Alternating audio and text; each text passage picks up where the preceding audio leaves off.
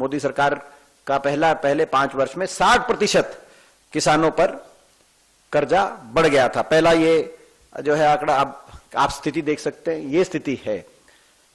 दूसरी ओर एमएसपी की मांग को काफी हद तक पूरा किया जा सकता था, क्योंकि एक मांग है कि एमएसपी सभी किसानों को मिले और सभी फसलों पे मिले और गारंटी।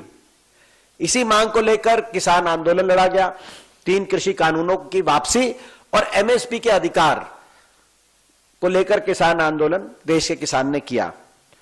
आज आपको मैं जानकारी में लाना चाहता हूं कि देश के आज भी 80% किसान को गेहूं और 76% किसान को धान पे एमएसपी नहीं मिलती। देश के अधिकतर किसान को एमएसपी नहीं मिल रही।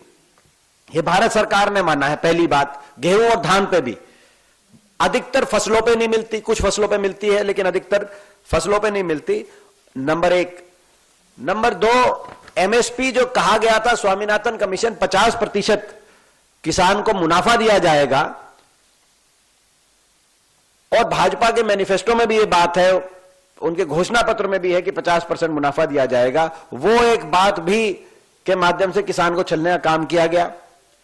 अगर अब 10 साल इनकी सरकार के भी हो गए, अगर हम तुलना करें अलग अलग फसलों के एमएसपी के, आप अंदाजा लगाएं, गेहूं में 10 साल यूपीए कांग्रेस की सरकार के समय देश में 119% गेहूं का समर्थन मूल्य बढ़ाया गया, जबकि मौजूदा भाजपा सरकार के समय, मोदी सरकार के समय केवल 47% गेहूं के एमएसपी में न्यूनतम समर्थन मूल्य में बढ़ोतरी की गई।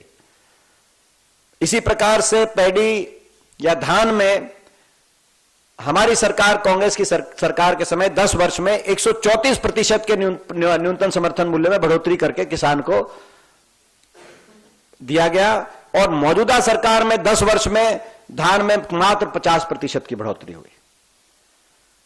उड़द में 205% हमारे समय बढ़ोतरी हुई 10 वर्ष में।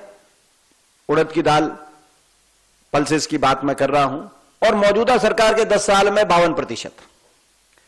तुर में हमारी सरकार के समय 209% की बढ़ोतरी हुई, और अभी मौजूदा सरकार में केवल 52%।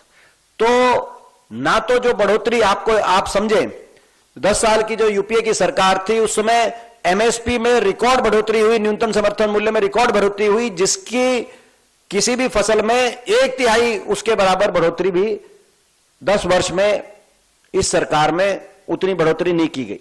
पहली बात। दूसरी, उस समय कर्जा माफी भी हुई 72,000 करोड़ की, इन्होंने कर्ज माफी भी नहीं किया 1 रुपए का किसी किसान का 10 वर्ष में।